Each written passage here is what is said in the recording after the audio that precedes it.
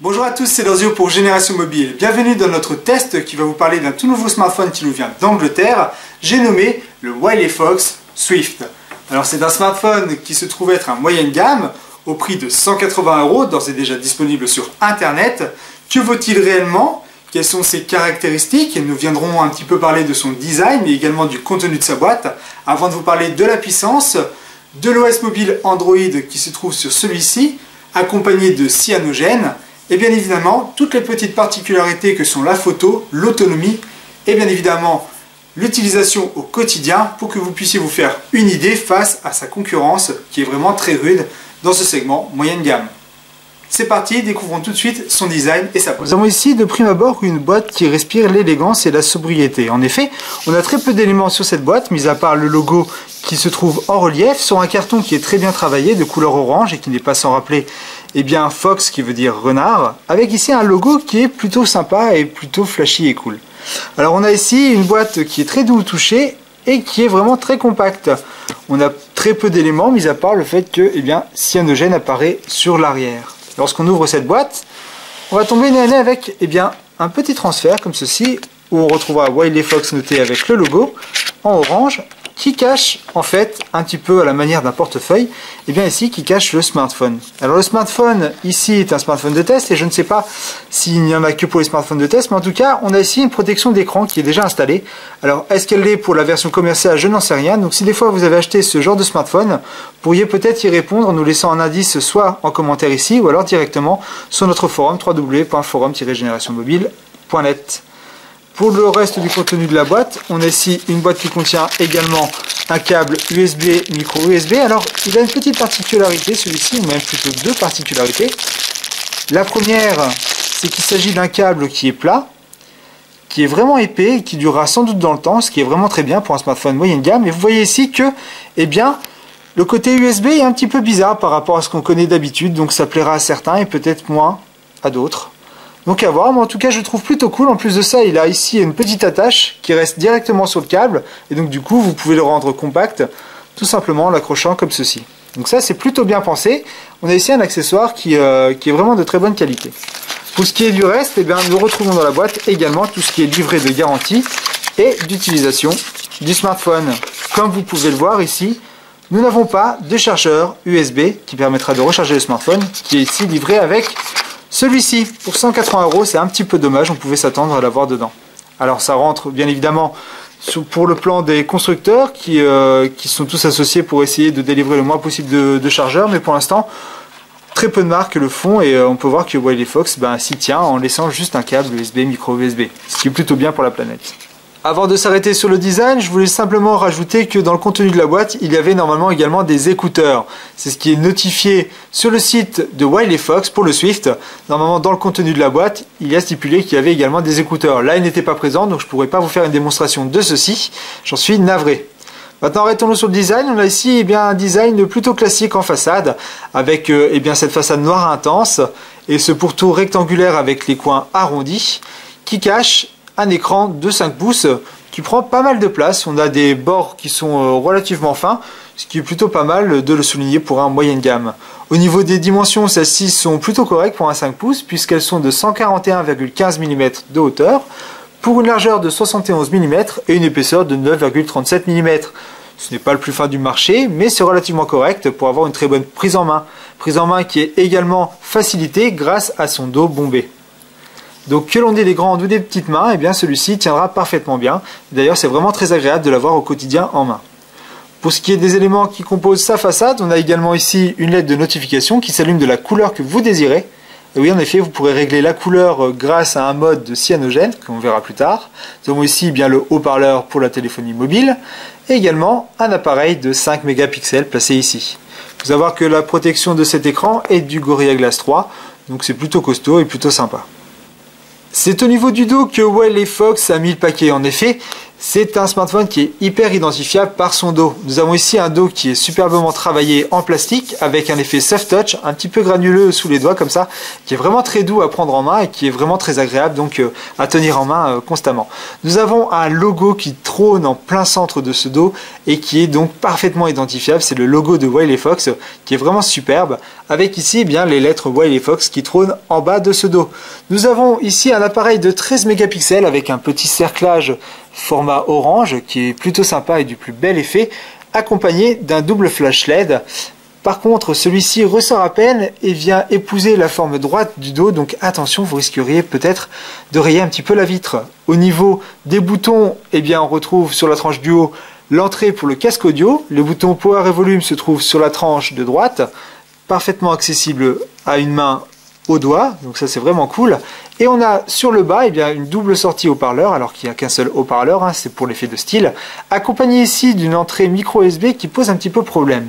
En effet, celle-ci est très profonde pour l'atteindre, et donc du coup faites attention aux câbles que vous allez utiliser, puisque eh bien, certains câbles, autres que celui que l'on retrouve dans la boîte, risqueraient de ne pas aller jusqu'au bout, et donc pourraient hocher un petit peu, donc ça pourrait peut-être abîmer un peu le smartphone. Donc faites très attention à ce détail-là. Si vous utilisez un chargeur avec un câble différent que celui que vous trouvez dans la boîte du Swift, et bien que celui-ci soit assez profond pour pouvoir atteindre facilement cette entrée micro USB. Mis à part cela, et bien au niveau du design, c'est un sans faute. On a ici un smartphone qui est parfaitement cossu, qui est vraiment très robuste, qui est super sympa à prendre en main, notamment avec sa forme au dos bombé et ce côté soft touch qui est vraiment très appréciable, et il est vraiment sans défaut, donc c'est un sans faute pour ce moyenne gamme, disponible à 180 €. Les autres avantages au niveau de la construction de ce smartphone sont tout simplement qu'il dispose d'une batterie amovible, et ça c'est plutôt un très gros point, parce que dès que celle-ci va montrer des signes de faiblesse, vous pourrez la remplacer facilement. Vous avez également la possibilité de placer 2 cartes micro SIM dans l'appareil, et donc de pouvoir switcher entre 2 réseaux. Et en plus de ça, vous pourrez sélectionner soit l'une soit l'autre pour faire la connexion de data, ce qui est proposé normalement avec la concurrence que sur le slot 1. Ici, vous pouvez le faire sur l'un ou l'autre, indépendamment de son emplacement, tout simplement à travers le logiciel, et ça on le verra un petit peu plus tard. Et vous avez enfin la possibilité d'étendre la mémoire de 16 Go de l'appareil avec une carte micro SD allant jusqu'à 32 Go maximale, ce qui est plutôt pas mal, ce qui vous permettra de placer beaucoup plus de données sur cet appareil. Alors pour pouvoir atteindre la batterie amovible, c'est très simple, il suffit simplement d'aller prendre la petite encoche qui se trouve dans le coin en bas à droite, de tirer dessus avec votre doigt ou avec votre ongle, et grâce à sa souplesse, elle s'enlève facilement. Vous atteignez ici la batterie amovible qui s'enlève grâce à la petite encoche du bas que vous avez ici. Alors cette batterie-là doit s'enlever lorsque le smartphone est éteint, hein, je vous le rappelle. Voilà, et elle est de 2500 mAh, donc vous pourrez facilement en trouver de remplacement ou carrément essayer de placer une plus grosse capacité. Et vous avez ici donc la possibilité ensuite de placer eh bien, dans les slots 1 et 2 une carte micro SIM, et ici dans le slot micro SD la carte qui pourra étendre votre mémoire. Au niveau de la qualité de l'écran, Wiley Fox utilise une technologie qui est largement répandue, qui est la technologie IPS LCD. L'écran de 5 pouces offre une résolution HD, comprenez 1280 x 720 pixels, ce qui sera parfait puisque celui-ci offre une concentration de pixels de 294 ppi. Vous aurez ainsi eh bien, des contours nets et lisses, quelle que soit l'information affichée et quelle que soit sa taille à l'écran. Tout est parfaitement lisible, ce qui sera parfait donc pour l'utilisation dans le domaine de la bureautique ou encore tout simplement multimédia. Les couleurs du Swift sont plutôt agréables à l'œil, mais attention tout de même à ne pas avoir d'angle extrême. En effet, dès qu'on va modifier un petit peu l'angle de ce smartphone, eh bien les couleurs vont être passées et vont devenir ternes, quitte à même changer carrément de couleur et devenir un petit peu plus bleuté. Ce qui est vraiment dommage, donc il faudra garder cet écran en face de soi pour vraiment jouir de la qualité de celui-ci. Il est très lumineux, du coup ça va jouer un petit peu sur le contraste, on n'aura pas des noirs qui seront hyper profonds, mais par contre on aura un écran qui sera parfaitement visible en plein soleil. Cyanogen apporte le lot de paramètres qui est vraiment bien pensé. En effet, vous allez pouvoir régler la luminosité, comme vous le faites de façon classique sur un smartphone. Pareil, ça peut se faire de façon automatique avec eh bien, le détecteur de luminosité qui se trouve en façade, mais vous avez la possibilité de régler les couleurs de l'écran à votre convenance, mais également la luminosité par rapport aux horaires, c'est-à-dire la luminosité aux heures de jour et aux heures de nuit. Ainsi, le smartphone va varier sa luminosité tout seul, suivant le créneau horaire, et vous facilitera la vie en vous empêchant d'avoir donc une fatigue oculaire grâce à cette option qui s'appelle Live Display, ce qui est vraiment sympa. Donc ici, vous avez la possibilité de régler la luminosité par rapport au capteur avant, Live Display par rapport aux horaires, et vous avez même le calibrage des couleurs qui vous permettra eh bien, de passer votre écran d'un côté plutôt jauni ou plutôt bleuté, et de régler n'importe quelle valeur rouge, vert, bleu de l'écran. Et vous pouvez bien évidemment réinitialiser ces paramètres si des fois vous n'arrivez plus à retrouver le résultat que vous aviez au début. Donc ici, pour son écran, eh bien, on a quelque chose de tout à fait acceptable et vraiment bon pour un smartphone moyenne gamme. À noter aussi pour les paramètres de l'affichage quelque chose d'assez intéressant. En effet, vous avez ici l'interface qui s'appelle Bureau étendu qui vous permettra tout simplement de gérer les deux barres qui se trouvent à l'écran. La barre de notification en haut et ici la barre des boutons de Android en bas. Du coup, eh bien, pour chaque application, vous pourrez masquer automatiquement les barres ou non. Donc c'est hyper personnalisable et c'est vraiment bienvenu. Merci donc CyanogenMod de faciliter la vie en affichant des options telles que celle-ci. Et bien tiens, tant qu'on est sur affichage et voyant, je vais vous expliquer tout de suite comment fonctionnent les LED. Vous avez ici la possibilité de régler les voyants comme vous le désirez. Au niveau de la couleur, donc vous choisissez ici de le garder donc toujours allumé si vous le désirez, l'activer ou le désactiver à votre guise, et ensuite eh bien, de régler la couleur comme vous voulez. Donc c'est vraiment sympa, c'est pour ceux qui aiment modifier et avoir des couleurs totalement différentes par rapport à ce qui se fait de plus classique comme le classique vert, orange ou rouge, et bien là vous avez carrément une plage de couleurs que vous pourrez régler à votre guise. Vous pouvez même déplacer ici le petit curseur pour avoir eh bien, la couleur que vous désirez à fond. Donc ça c'est vraiment cool, j'ai trouvé que pour une personnalisation encore plus poussée, permettre d'avoir une lettre de notification comme vous le désirez avec la couleur que vous voulez, et bien c'est vraiment sympa. Et cela fonctionne pour le voyant de la batterie comme le voyant de notification. Tout est réglable donc très facilement. Après avoir vu l'affichage, parlons un petit peu de la puissance de ce smartphone. Nous avons ici un processeur qui s'appelle Qualcomm Snapdragon 410 qui est parfait pour le modèle moyenne gamme.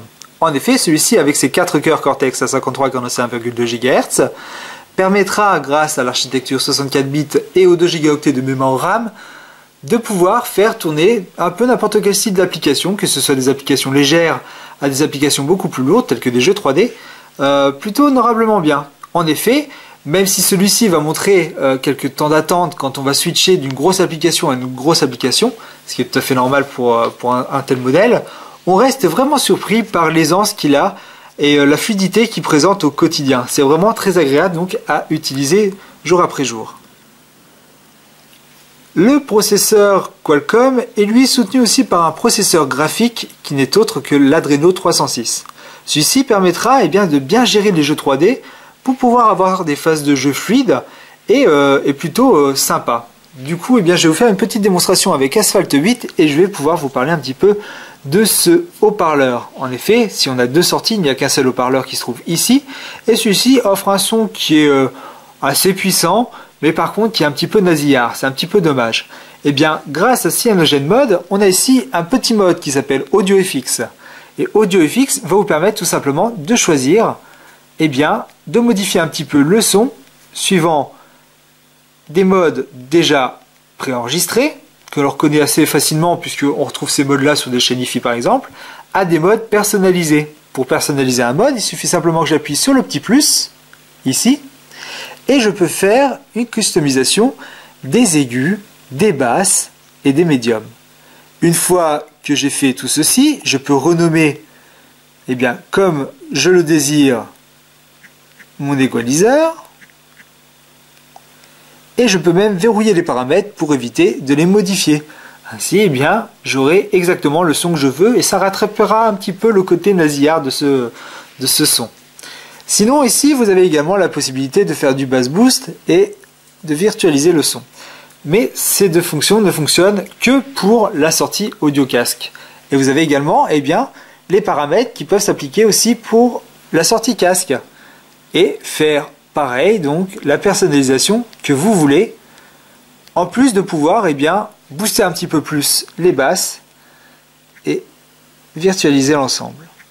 Ce qui est vraiment très agréable, la sortie casque est vraiment bonne, donc du coup pour avoir une meilleure immersion au niveau multimédia, je vous invite à utiliser un casque qui sera beaucoup plus adapté que la sortie des haut-parleurs. Afin de vous faire une petite idée de celui-ci sur le plan multimédia et jeu, eh bien je vais vous lancer une partie de Asphalt 8 avec une petite course. Allez, c'est parti, je vous montre un peu la course. Donc là, vous voyez que le lancement s'est fait assez rapidement au niveau du jeu et que eh bien, les éléments de la course pour le 3D sont plutôt bien traités par le Swift en général. Donc du coup, pour les gamers sans herbe qui voudraient avoir un petit smartphone qui touche un peu à tout, le Swift eh bien, se montre très polyvalent et permettra donc eh bien, de faire des petites sessions de jeu plutôt sympas. Enfin, du moment où vous arrivez à mieux jouer que moi. Donc ici, vous voyez que les éléments du décor bougent bien, il n'y a pas de ralentissement, on n'a pas de lag et on voit que bien, on se bat bien avec les autres concurrents pour essayer de s'en sortir, ce qui est plutôt pas mal. On pourrait voir peut-être quelques ralentissements sur certaines phases de jeu qui demanderaient un petit peu plus de ressources processeur, mais si on voit que eh bien, le GPU traite bien la 3D et que les phases de jeu sont plutôt dynamiques. Et ça, c'est vraiment un plus. Donc voilà pour le côté multimédia sur ce smartphone et jeu. Pour avoir vu le côté puissance et multimédia de ce Swift, intéressons-nous un petit peu à Cyanogen. Alors Cyanogen est plus qu'une légère surcouche, Cyanogen va venir modifier certaines fonctionnalités et paramètres que propose Android, notamment au niveau de la sécurité. J'y reviendrai tout de suite après. Un petit mot aussi sur Cyanogen pour vous dire que certains constructeurs qui proposent des smartphones d'entrée de gamme ou de milieu de gamme font souvent l'impasse sur les mises à jour. Et du coup, vous aurez un produit qui sera très vite obsolète au niveau des fonctionnalités et de la nouvelle mouture que proposera Android. Ce qui est bien dommage. Du coup, ils vont ressortir un nouveau smartphone avec la nouvelle mouture et s'occuperont pas tout simplement des smartphones qui sont déjà sortis. Et bien là, grâce à Cyanogen, vous avez ici un smartphone pour 180 €, donc moyenne gamme, qui permettra d'avoir une mise à jour constante. En effet, Cyanogen continuera à faire les mises à jour au fur et à mesure des sorties d'Android, mais également de leur système, pour vous offrir toujours quelque chose de plus performant, notamment au niveau des failles de sécurité qui seront rebouchées et de nouvelles fonctionnalités que pourra apporter les nouvelles moutures d'Android. Donc des fois, il faut réfléchir à deux fois quand on fait un tel achat pour se dire, si j'ai envie de le garder 2 ans par exemple, je sais qu'au bout d'1 an, il va être totalement obsolète puisqu'une nouvelle version va sortir d'Android et je l'aurai pas. Après, je vais faire de la bidouille et je devrais aller sur www.forum-générationmobile.net pour savoir comment faire. Que là, tout sera fait directement avec Cyanogen. Les fonctionnalités de Cyanogen vont être mises à jour au fur et à mesure et vous aurez donc toutes les nouvelles fonctionnalités et les nouveaux Android qui seront installés sur votre smartphone. Donc ça, c'est vraiment l'un des gros points forts pour un smartphone à 180 €. Sinon, au niveau des paramètres, il y a des choses vraiment intéressantes, notamment certaines applications, mais également certaines fonctionnalités, comme le switch de la carte SIM et 2. SIM 1 et 2. Donc le switch de la carte SIM 1 et 2 va vous permettre tout simplement de sélectionner, à savoir SIM 1 ou SIM 2, qui va donner les données data de votre smartphone sans avoir à déplacer les cartes SIM. En effet, les constructeurs qui proposent un dual SIM, de cartes SIM, proposent généralement par défaut, le slot 1 va donner les données data plus le téléphone, le slot 2 donnera que le téléphone. Et vous n'avez pas d'autre choix. Le seul choix que vous aurez, c'est de permuter les deux cartes si vous voulez que la SIM 2 devienne celle qui va donner les données data. Et bien ici, vous pourrez choisir quelle est la carte qui donnera les data sans avoir à modifier la place de votre carte SIM. Et ça, c'est vraiment un gros point. L'autre gros point aussi, c'est au niveau des paramètres de la sécurité. Vous avez plein de petits paramètres qui permettra de changer un petit peu les thèmes et les choses comme ça, mais vous avez également la possibilité de veiller à la confidentialité de vos données sur votre smartphone. Pour cela, vous avez tout simplement un paramètre qui s'appelle confidentialité, protection des données, et vous allez voir que là, cette page paramètres confidentialité propose ici la liste de toutes les commandes et toutes les applications qui vont venir prendre des informations sur votre smartphone. Donc c'est des données plutôt personnelles et on sait que beaucoup d'applications demandent énormément d'accessibilité sur plein de données de votre smartphone alors qu'elles n'en ont pas besoin. Et bien ici vous allez pouvoir restreindre cette possibilité alors que c'est Android 5.1.1. Vous restez appuyé sur l'application que vous voulez modifier et vous avez ici toute l'accessibilité qu'elle a et vous pourrez ainsi modifier chaque paramètre comme vous le désirez. Une fois que c'est fait, vous faites juste flèche retour et vous voyez ici que vous avez votre petit blason qui est devenu rouge avec le cadenas qui est fermé. Vous avez donc une totale maîtrise sur ce que vous allez partager avec les applications et fonctionnalités paramètres de votre smartphone. C'est vraiment un très gros point très intéressant pour un smartphone à 180 € et ça vous permettra d'avoir la mainmise sur tout ce qui sera partagé au niveau données personnelles. C'est vraiment l'un des très gros points très appréciables de Cyanogen.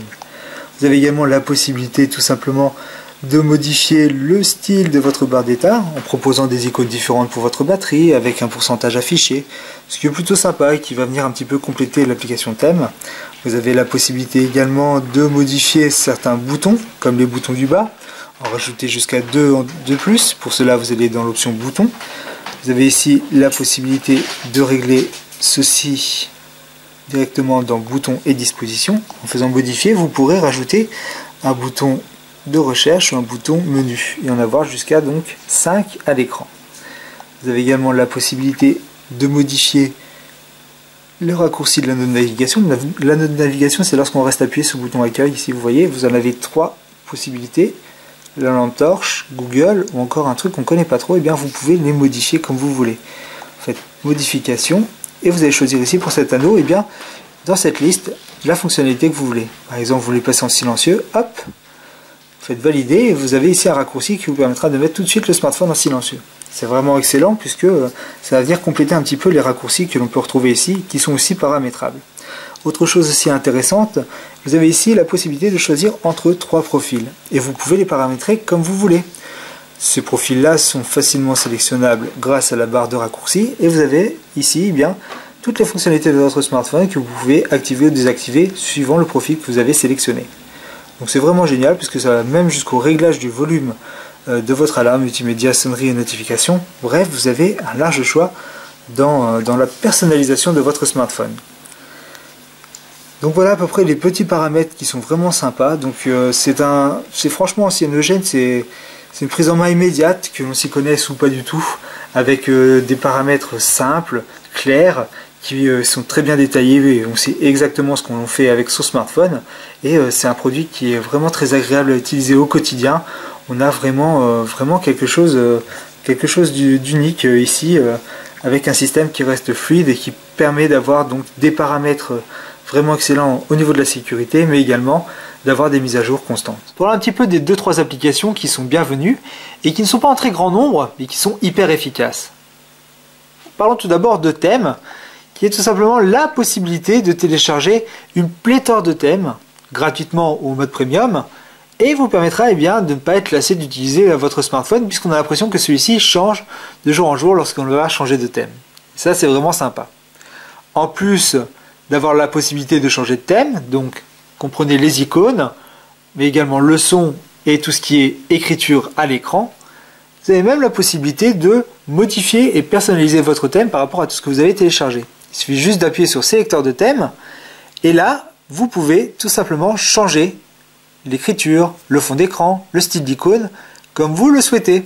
Vous appuyez ici sur la petite molette là, et c'est parti. Vous voyez, vous avez des barres qui sont très simples, et vous pouvez eh bien, ajouter une sonnerie, ajouter une notification, ajouter alarme pour les sons. Vous avez la possibilité également eh bien, de modifier vos contrôles, ce qui est vraiment cool.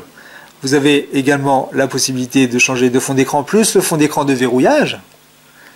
Vous avez la barre de navigation qui peut changer le look, les icônes, la police et même la barre d'état. Bref, vous avez la possibilité eh bien, de tout faire au niveau du thème. On a ici vraiment un thème complet qui peut être modifié selon vos envies. Et ça on peut y passer des heures à faire tel ou tel thème. C'est donc vraiment excellent. En plus de l'application thème ou de l'application AudioFX que je trouve vraiment excellente, vous avez une petite application qui est vraiment sympa et qui s'appelle Screencast. Alors Screencast, qu'est-ce que c'est? Eh bien c'est tout simplement une application qui va vous permettre d'enregistrer une vidéo de votre écran en plus du son de votre microphone. Excellent lorsque vous voulez faire une présentation par exemple, ou comme ce que vous retrouverez sur la chaîne GenBob par exemple, faire un enregistrement d'un jeu vidéo et de le commenter en même temps. Du coup ensuite, eh bien, vous le partagez à toute une communauté. Et ça, c'est vraiment excellent. Pour lancer le lancement de l'enregistrement vidéo, il suffit juste d'appuyer sur démarrer Screencast et ensuite de faire arrêter. Parlons maintenant un peu de l'appareil photo de ce Swift. Il a au dos un appareil photo de 13 mégapixels accompagné d'un double flash LED. Cet appareil photo se montre assez médiocre. En effet, si l'application photo, elle, est vraiment sympa à prendre en main, puisque vous avez ici de grosses icônes, sélectionnables facilement à une main, avec des paramètres tout de suite accessibles, très clairs et et détailler juste ce qu'il faut pour y comprendre. Vous avez ici 3 modes qui sont aussi facilement sélectionnables, vidéo, photo ou panorama.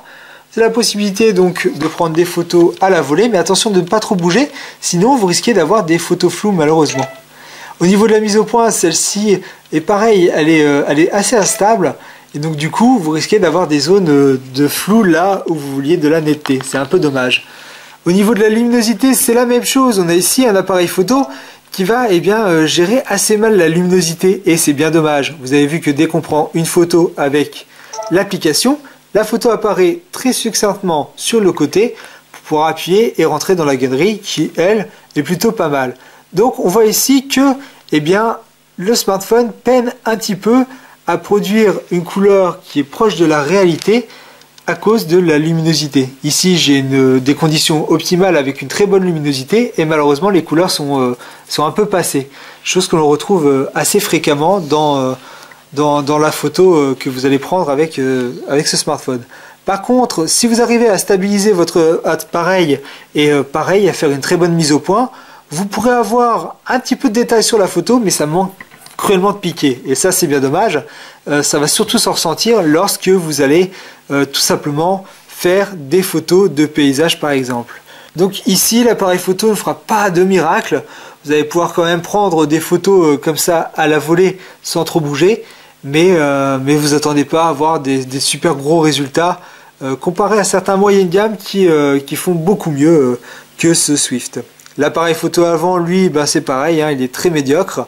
Il vous permettra de faire une petite photo comme ça assez rapidement, avec également des détails assez perceptibles malheureusement.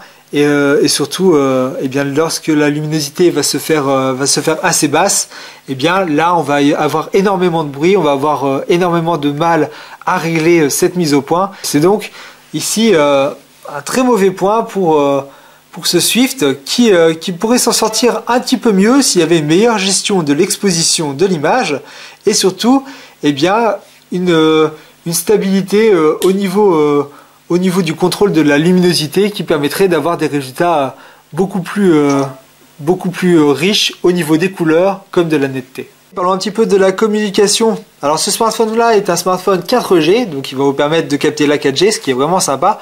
Par contre, celui-ci a un petit peu de la peine à accrocher le réseau 4G et à rester. En effet, il va vraiment switcher du mode 4G au mode 3G+, et du coup, on a du mal des fois à avoir un réseau qui est stabilisé. C'est vraiment dommage, puisque pour un smartphone 4G à 180 €, on attend quand même à avoir un signal qui reste plutôt stable. Donc là, l'instabilité vient jouer un petit peu en sa défaveur. Au niveau de la communication, on a ici une communication qui est plutôt... qui va être bonne sans plus. En effet, on n'a pas énormément de micros qui vont venir effacer les bruits ambiants et du coup, la communication est bonne sans être non plus exceptionnelle. Donc du coup, c'est un petit bémol donc au niveau de la téléphonie de voir que on a cette instabilité réseau et qu'on a une communication qui sera tout juste bonne. Le mode haut-parleur, quant à lui, avec son haut-parleur qui est un petit peu trop faible, va permettre de l'utiliser seulement si vous vous trouvez dans un endroit plutôt calme. Sinon, il a toujours les traditionnels Wi-Fi qui lui fonctionnent très bien. On a un réseau puissant qui est stable et qui fonctionne parfaitement bien. Donc si vous êtes chez vous, vous mettez le Wi-Fi, c'est nickel. On a également du Bluetooth qui est vraiment excellent. Nous avons également du GPS ici qui fonctionne très bien. Le réseau, la captation GPS se fait vraiment très rapidement dès que vous le lancez. Et donc du coup, vous avez un signal qui reste stable. Et ça, c'est plutôt pas mal quand vous allez l'utiliser en voiture. Par contre ici vous n'avez pas de NFC, alors c'est un petit peu dommage pour un smartphone qui a un prix de 180 €. D'habitude dans le moyenne gamme on trouve de la NFC, là il n'y est pas. Bon, la NFC c'est quelque chose que certains n'utilisent pas du tout et donc du coup ne seront pas lésés de voir qu'il n'existe pas. Au niveau de l'autonomie, nous avons ici une autonomie qui est un petit peu en deçà de ce que l'on peut retrouver sur le marché moyenne gamme. En effet, sa batterie de 2500 mAh, qui est tout à fait honorable, risque de se montrer peu persuasive lorsque vous allez l'utiliser en mode multimédia. Si vous regardez pas mal de vidéos, faites tourner un peu de jeu, vous allez voir que la batterie fond comme neige au soleil. Et ça, c'est vraiment dommage. Par contre, si vous avez une utilisation plutôt ponctuelle, sans utiliser trop d'applications sophistiquées telles que des jeux ou du multimédia, vous pourrez tenir une bonne journée entière avec ce smartphone. Donc si vous avez une utilisation soutenue, vous allez être vraiment très déçu par rapport à l'autonomie. Quand je dis soutenu, je dis faire un petit peu de jeu, de vidéo, de mail, checker ses SMS un peu tout le temps, ses réseaux sociaux, téléphoner, envoyer des MMS, SMS. Là, on aura donc une batterie qui va atteindre les 6 heures, 5 heures, sans que vous ayez trop poussé sur les jeux surtout, et sur le côté multimédia. Sinon, si vous avez une utilisation peu soutenue, bon, bah, vous allez tenir une petite journée, voire en fin de journée, il faudra peut-être le recharger un petit peu si vous faites un petit peu de tout. Voilà, j'espère que vous en savez maintenant un petit peu plus sur ce Wiley Fox Swift, où on a fait un petit peu près le tour. Donc je vais vous donner un petit peu ma conclusion, en vous disant ici qu'on a un design qui est parfaitement maîtrisé. Celui-ci est vraiment sympa à utiliser au quotidien, il a une très bonne prise en main. Son dos est remarquable, et la construction est robuste et se montrera durable dans le temps. Le fait qu'on puisse ajouter 2 cartes SIM est vraiment excellent. L'extension de mémoire de 32 Go est un vrai plus également.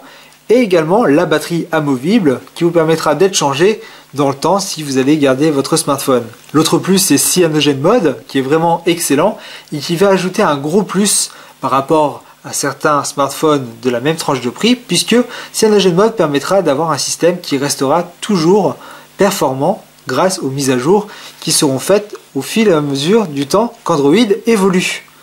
Donc là, c'est vraiment les gros points par rapport à la concurrence. Par contre, celui-ci se montre plutôt médiocre au niveau de l'autonomie et de l'appareil photo, ce qui pourrait en rebuter plus d'un. En effet, l'appareil photo et l'autonomie sont des points importants que les clients aiment beaucoup. Donc du coup, si vous cherchez un smartphone peu cher, qui se débrouille très bien et qui est très polyvalent, le Swift est vraiment bien, tant que vous n'allez pas trop l'utiliser pour tout ce qui est multimédia constamment. En effet, si vous êtes constamment sur votre smartphone pour jouer ou pour faire des grosses applications, vous risquerez d'être déçu puisque vous êtes obligé de venir le brancher assez régulièrement. Et ça, c'est un point qui est un petit peu dommage. Si par contre le côté photo ne vous embête pas plus que ça et que au niveau de son utilisation, c'est plutôt tout ce qui est téléphonie, web et en plus de ça, quelques petites applications classiques telles que les réseaux sociaux, vos mails, la téléphonie, les SMS, MMS, eh bien le smartphone là peut être un bon point pour vous. Pour 180 €, celui-ci se montrera raisonnable, surtout que le switch des 2 cartes SIM se faisant directement sur le logiciel, on a quelque chose de plutôt sympa. Voilà, si vous avez des questions et des commentaires sur ce Swift, je vous invite à nous les laisser en bas de notre vidéo, dans les commentaires de la chaîne, ou directement à venir les poster sur le www.forum-generationmobile.net. Si vous êtes également intéressé par nos vidéos, je vous invite à vous abonner à notre chaîne, c'est 100% gratuit, et vous serez ainsi informé des dernières vidéos qui traitent des tablettes, smartphones, objets connectés et nomades. C'était Dorzio pour Génération Mobile, à bientôt.